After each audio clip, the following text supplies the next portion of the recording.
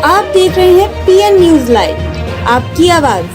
हरे कृष्ण हरे राम संकीर्तन सोसाइटी द्वारा श्री राधा अष्टमी धूमधाम से मनाया गया।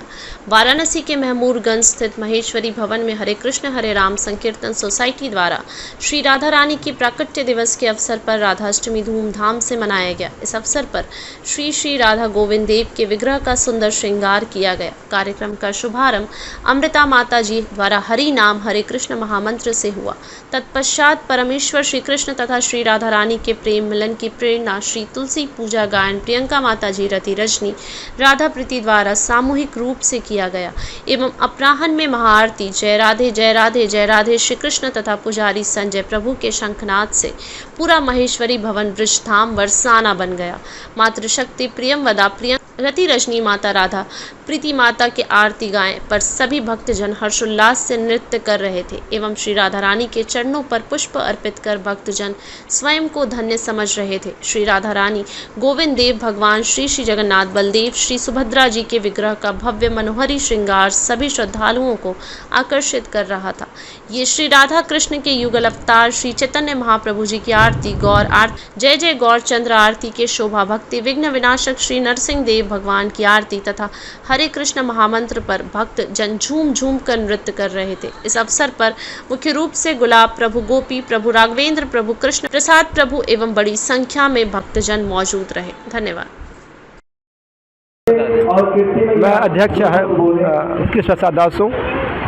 किस तरह का अभी यहाँ पर हम लोग जैसे कृष्ण जन्माष्टमी मनाते हैं, उसी के ठीक 15वें दिन श्री राधाष्टमी के रूप में हम लोग राधा रानी का प्रकट दिवस मनाते हैं। जैसे कि हम लोग शास्त्रों में वर्णन है कि 1 साल 15 दिन पहले राधा जी का जन्म हुआ था और गणना के हिसाब से देखा जाए तो राधा जी का जन्म पहले हुआ था और भगवान कृष्ण का जन्म बाद में हुआ है। और राधा जी का जन्म दोपहर में दिन में हुआ है और भगवान कृष्ण का जन्म रात में 12 बजे हुआ है।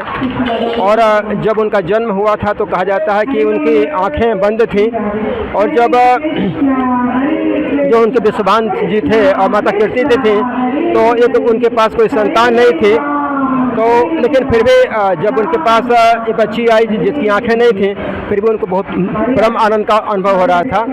और फिर जब एक अगले वर्ष जब भगवान कृष्ण का जन्मोत्सव मनाया गया था गोकुल में, तो वृषभान जी नंद बाबा के परम मित्र थे, तो जब ले करके गए थे वहाँ पर तो स्वतः उनकी आंखें वहाँ पर खोल गई और उन्होंने पहला दर्शन भगवान कृष्ण का ही किया था। और उसी के उपलक्ष्य में हम लोग का ये कार्यक्रम होता है, 3 दिवसीय कार्यक्रम होता है। तो और क्या आयोजन किया? इसमें जो परंपरा के हिसाब से भगवान की आरती होती है, तुलसी महारानी की आरती होती है और विशेष रूप से भगवान की राधा रानी की संतुष्टि के लिए एक भगवान शिव द्वारा एक स्तोत्र गाया गया है, उसको हम लोग कृपा कटाक्ष बोलते हैं, राधा कृपा कटाक्ष बोलते हैं। उसका प्रतिदिन 2 समूहों में उसका गायन किया जाता है और नियमित जो भजन होता है, जो वृंदावन बरसाना या भगवान कृष्ण के युगल स्वरूप के की प्रशंसा में स्तुति में गायन होता है। और क्योंकि चैतन्य महाप्रभु जो कि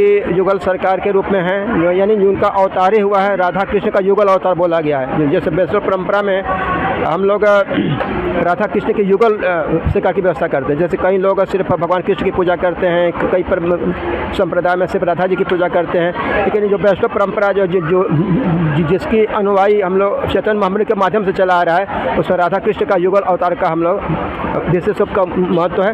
और भगवान कृष्ण के भाव में और राधा जी के शरीर के रूप में चैतन्य महाप्रभु का आगमन हुआ था।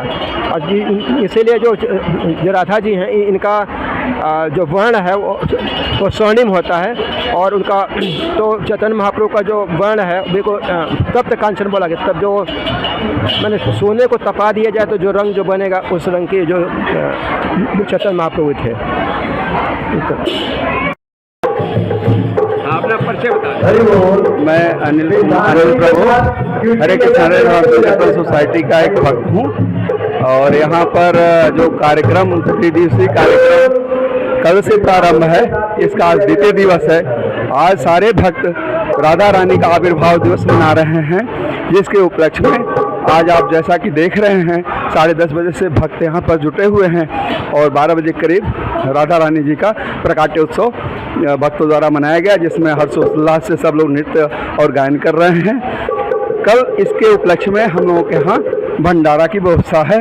मैं सारे वाराणसी वासियों से अनुरोध करता हूँ कि यहाँ पर ज़्यादा से ज़्यादा उपयोग होकर के राधा रानी के जन्मोत्सव का भंडारा प्रसाद ग्रहण करें। जय जय श्री राधे।